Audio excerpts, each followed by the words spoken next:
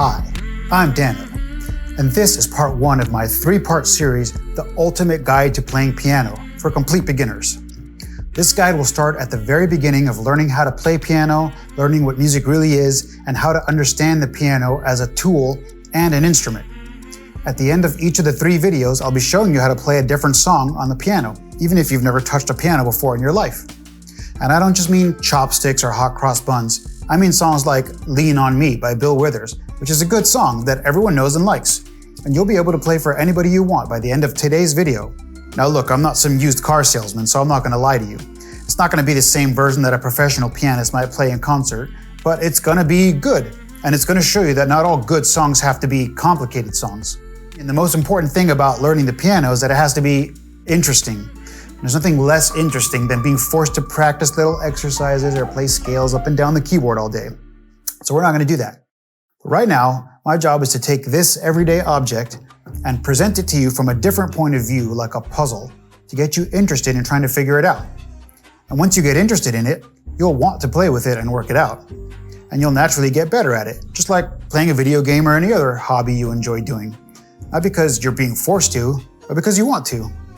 Now, I just want to warn you that if you are a complete beginner, some of what I'm going to say in this video may sound confusing at first, but I'll show you exactly how to play everything I talk about here. So don't let big word mess make mad. Watch to grasp. Let's get started by going all the way back to the very beginning and ask, what is this thing? And what does it do? Inside of here, there are strings made of steel and copper wire, and they're stretched really tightly. In fact, so tightly that if you flick them, they vibrate and make a sound, just like your sister does when you flick her. But look, if you flick a loose wire like this one, it doesn't make any sound. So there's our first clue as to what this machine does. It makes tightly stretched strings vibrate. There are other instruments that work in the same way too, like guitars, violins and cellos, and harps.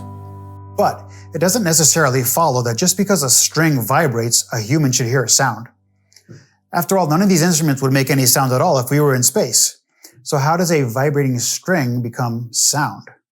Well, imagine that this room is filled from top to bottom with tiny little balls, like the ball pit at a Chuck E. Cheese, but much cleaner, and also smaller. I think it's easiest to think of the space around me as being filled with BBs, though in reality, even those are a billion times too large. But anyway, what would happen if you were standing near me in this room full of BBs and I pushed my hand towards you like this?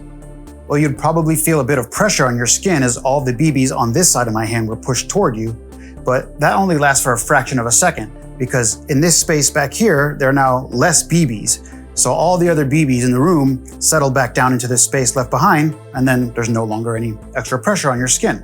What about if I move my hand in the other direction? Well, you might feel a slight decrease in the pressure of these BBs on your skin as I've created kind of a void back here by pushing BBs in that direction. But just like before, the rest of them are quickly going to rush into that space and you'll no longer feel any difference in pressure anymore. Well, besides your skin, you have another sensory organ which is sensitive to these changes in the pressure of the stuff all around you. It's your nose. I mean your ears. Inside your ears, you have tiny little thin pieces of tissue that's stretched across the ear canal like a tiny little drumhead for sugar ants. And every time some of these BBs get pushed toward or pulled away from you, they bang into that little drumhead and make it move too. And since this little drumhead is connected to your brain through some fancy linkages and wiring, you perceive this movement as a sound. So in a sense, you could say that this machine's purpose is to push and pull on the air molecules around it until they hit your eardrums in a way that the operator wants them to. And in a few minutes, you're going to be the operator. But hold on a minute. We all know that noise, sound, and music aren't really the same things. So what exactly is the difference? Let's think of the little BBs all around us again. If I just spaz out for a second, the BBs are going to move in all different directions and at all different speeds. There's nothing regular or organized about that movement. But what would happen if I were to move my hand slowly back and forth in a regular repeating pattern? Well, the human ears and brain are insanely complex, so I won't even try to explain why for now. But the what is that your brain will perceive this regular motion of the air molecule around your head as a sound, or more specifically a single note or tone, like this. Regular back and forth vibrations of these BBs, or air molecules, Anywhere from 20 times per second all the way up to 20,000 times per second will be perceived by your brain as a tone. The faster the vibration, the higher the note's pitch will sound, like this.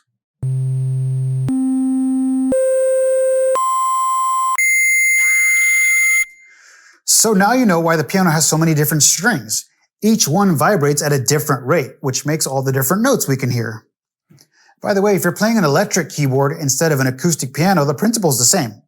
On your keyboard or in your headphones are little paper cones called speakers, which vibrate back and forth and push and pull on the air molecules, just like the piano strings do. In fact, except for the voices and music in your head, and possibly that high-pitched squeal you get sometimes for no apparent reason, or all the time if you have tinnitus, every other sound you've ever heard in your life has been the product of air molecules bouncing off of your eardrums like the BBs in the ball pit at a Chuck E. Cheese when the 35-year-old guy who's still in high school jumps in with no shirt or shoes. Pretty cool, huh? Okay, let's keep going. A full-size piano keyboard like this one has 88 different sounds or notes that it can play. If you're on an electronic keyboard, you may have less than this, but it doesn't matter for today's song. We'll only be using a handful of them, really. So now that we know that we can alter the frequency or rate of vibration of the air around us, and that's the basis for creating sounds, is that the only fundamental concept we need to know about? No. You see, music, along with dance and theater, are what are called the performing arts, which make them distinct from the visual arts like painting and sculpture. The visual arts are created and then their existence persists. Long after a painter is dead, we can still look at their paintings. But the performing arts only exist in a moment of time. They can only ever exist in the present moment.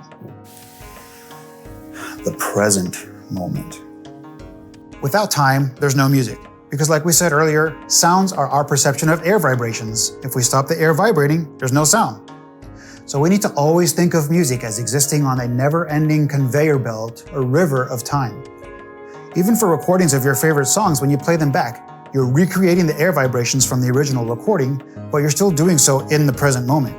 You can't pause it and still hear it. Time is the backdrop on which music lives. And that means if you want to play some music, you'll need to understand how to handle and control this river of time. The fancy term for managing and understanding time in a musical context is rhythm, which is an awesome word that doesn't even have any vowels in it. Look at it. It's so weird. Rhythm.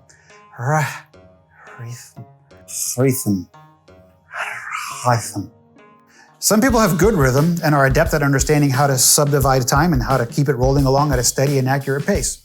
Some people have bad rhythm, and some people have almost no rhythm at all.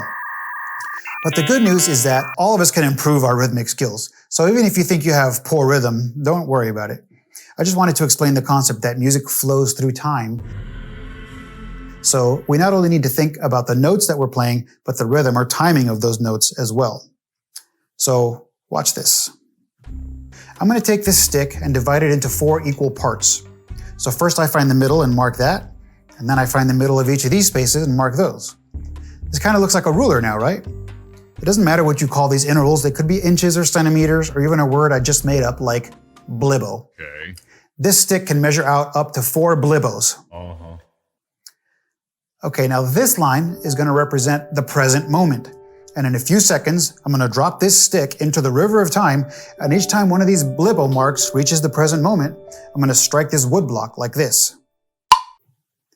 You can follow along at home and just tap your finger on your desk or flick your sister's ear or whatever. Okay, ready? Here we go.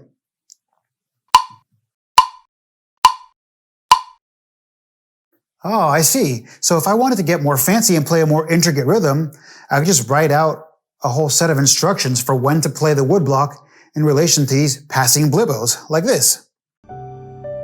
Strike the woodblock on the first and second blibbos, but not the third one. But then do it halfway between the third and fourth blibbos, and then play the fourth blibbo. I need to make a mark now halfway between the third and fourth blibbo. So I'll make these marks on the ruler, and then we'll throw it into the river of time again and see what it sounds like. Ready?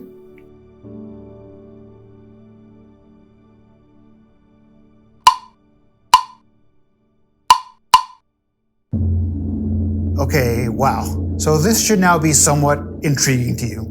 It's not totally impossible to grasp, but it's still feeling kind of new and sop. Good. because we're almost ready to play our first piano song. I'm going to write a new set of instructions for playing a different rhythm, okay? You're going to need this to play our song, so follow along at home. I think this ruler is too short. I need to duplicate these evenly spaced blibbos so that I can write more than a few seconds worth of rhythms. Okay, that's good. Now, one more thing. You know how on a ruler, the main divisions are marked more clearly than the subdivisions? That's because if all these lines were the same height and color, it would be really difficult to read the exact measurement on the ruler. Well, what we do in music is to make smallish groupings of blibbos so that we don't just start at blibbo number 1 and have to count up to the millionth blibbo in every single song. We usually group 4 of them together because that's not too many and not too few either. So let's put these in groups of 4 by making the first one in each set stand out like this. Now, believe it or not, I'm not just using a ruler for no reason. I'm using a ruler because this grouping of blibbos, or beats, is actually called a measure. Yeah, for real, a measure. Get it? Measure. Okay, we're getting closer. Now I'm just going to write the instructions for how to play the rhythms we need for Lean On Me and mark them on our rhythm stick. Here we go. Play the first beat, but not the second one. Then play the third one, then halfway between the third and fourth, and then the fourth one, and then halfway between the fourth one and the start of the next measure. But then don't play the first or second ones of the next measure, but do play the third, third and a half, fourth, fourth and a half ones again. Then play the third, third and a half, and fourth ones, but not the fourth and a half one. Next, play the first one while holding it through the second one. Then play the third one while holding it through the fourth one. Then we're going to repeat that whole group of 4 measures over again. All right, I'm going to drop this massive blibbo stick into the river of time and try to play along with my wood block. Let's do it.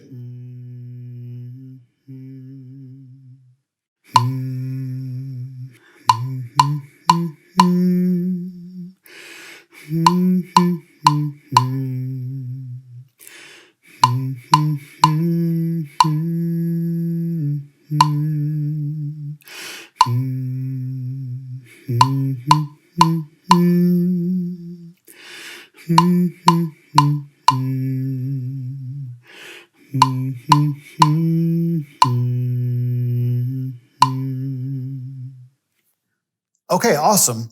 We've got this rhythm down. We've got the timing down. We understand that rhythm hangs on the ever-flowing river of time.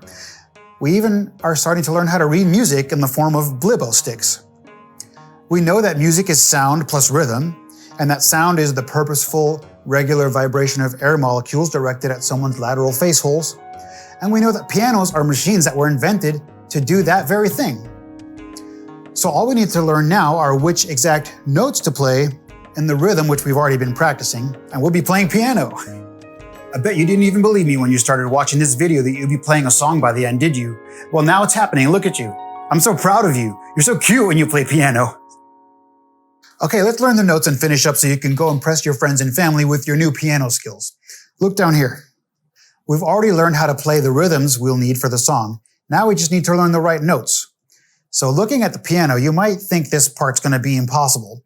After all, I told you earlier that there are 88 keys on the full-size piano. So how the heck are we supposed to learn them all? And which ones are the right ones and wrong ones for each situation, and so on? Well, I have 2 bits of good news for you. 1, they all have names, but you don't need to know them to play this song. And 2, just like we divided our blibbo stick into small repeating units called bars or measures, the piano keys are also organized into small groups, which are then repeated all the way up the keyboard. Look, see how we have black keys and we have white keys?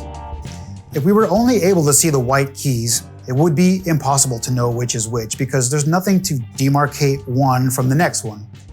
It's similar to how we'd have a hard time reading our tape measures if all the tick marks were the same size and color. But if you look at the black keys, you'll see that they're in a group of 2, then a space, then a group of 3, and a space, and then this gets repeated all the way up the keyboard, see?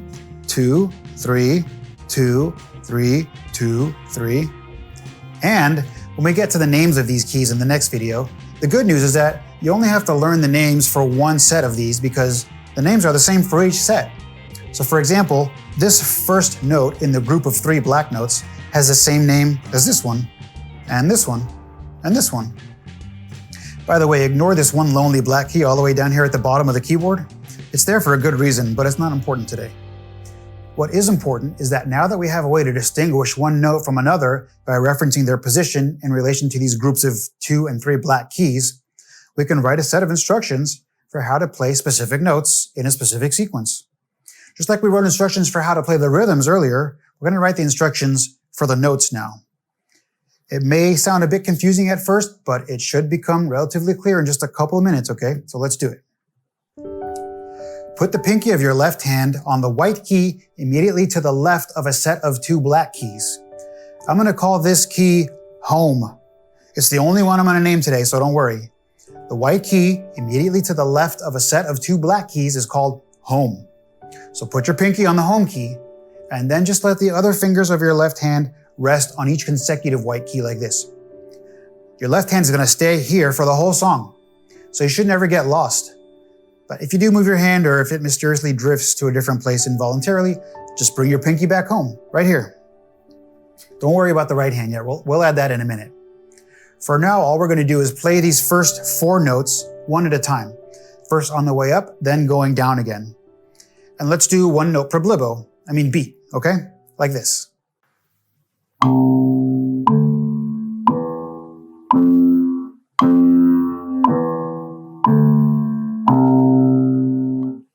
Okay, now you try it with me. Here we go.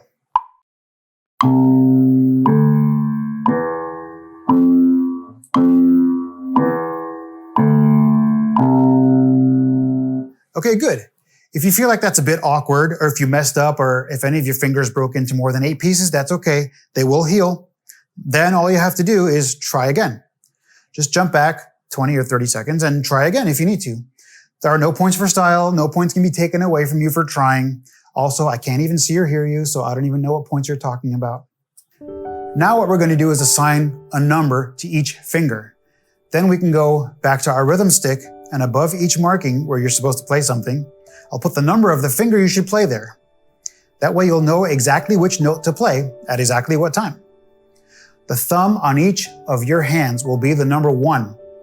Then 2, 3, 4, and 5 follow consecutively, okay? Remember, thumbs are number 1. So if you see this with a 1 above it, you plonk down that thumb. If you see a line with the number 5 above it, you play the pinky. Let's practice with the same notes we played a minute ago, but this time you'll see the finger numbers above each blibble mark. Here we go.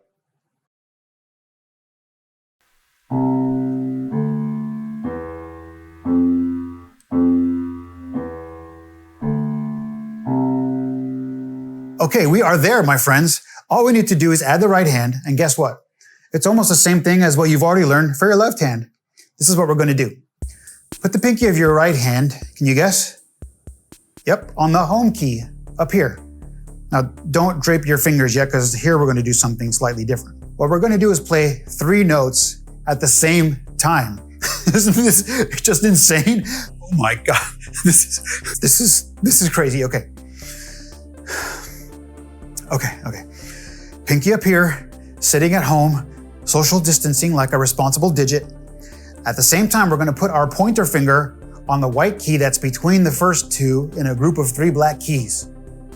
And then also at the same time, with our thumb, we're going to play the note to the right of the set of 2 black keys. So your right hand should look like this.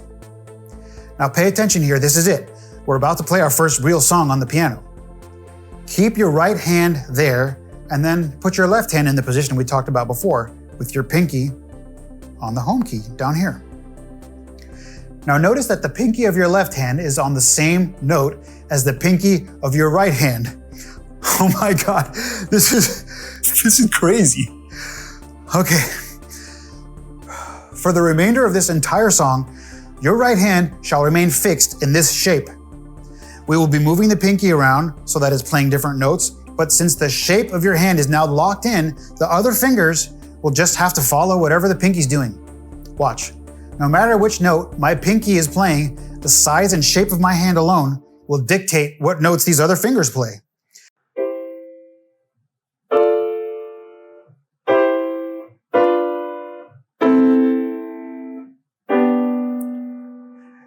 It's like your hand was frozen in carbonite.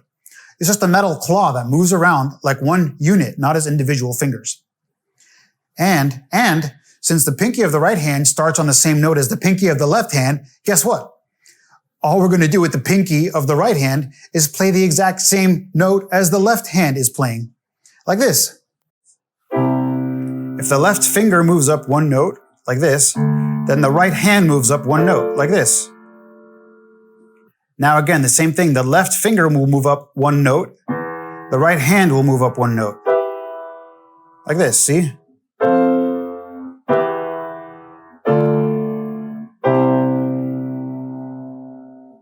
So that is what we're going to do in order to play this song. Let's put our hands in position with our pinkies at home and drop that Lean On Me stick into the river of time. We'll go slowly at first, don't worry. Ready? Here we go.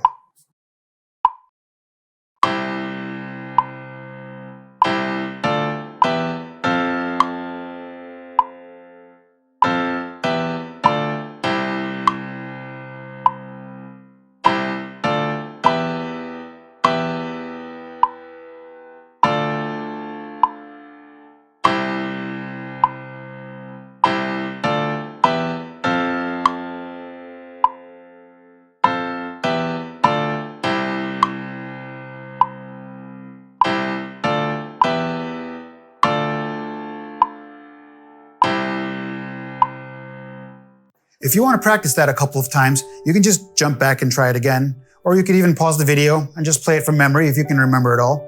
Basically just goes up and then back down. But if you're comfortable with that, let's do it a little bit faster. Here we go.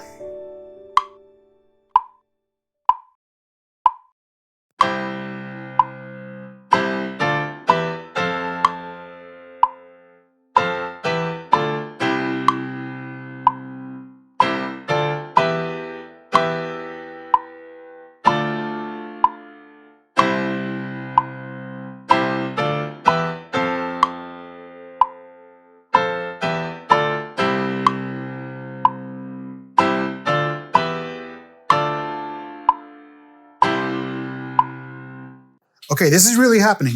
We're playing our first real piano song. It's starting to sound good too. Another amazing thing about this song is that the melody line, that is the part that's normally being sung, is already being played on the piano. I bet you didn't even know you were playing a melody line, did you? Well, you are. It's the notes being played by your right hand pinky. So if you don't know how to sing or don't want to, that's fine. You're already playing that part on the piano. But if you do want to sing, that'll just add another layer of awesomeness to the song. So let's hear what that sounds like. Ready? Lean on me when you're not strong, and I'll be your friend. I'll help you carry on, for it won't be long till I'm gonna need somebody to lean on. My friends, we've done it. We've learned so much today, from vibrations of air molecules to noise to sound to musical tones to rhythm and the management of beats and measures down the eternal river of time. We learned that thumbs are number one, that the repeating pattern of the black keys are what allow us to tell which notes we're playing, and that I made up the word blibbo, and that rhythm has no vowels. And we've put that all together and learned how to play a song, a good song that everybody likes and is going to want to hear you play. Hopefully I've intrigued you enough that you'll want to keep playing around with this song for a bit. The next video should hopefully be a bit less frantic since you've already learned all the stuff that I jam-packed into this first video, but we'll definitely be taking it to the next level, and we'll also be learning another new song on the piano. So please click like, click subscribe, and click the bell too, eh? Thank you so much for watching all the way through. I can't even comprehend that somebody would do that, so thank you very much. I'm Dano. This has been the Ultimate Guide to Playing Piano, Part 1, and I'll see you on the next one. Bye.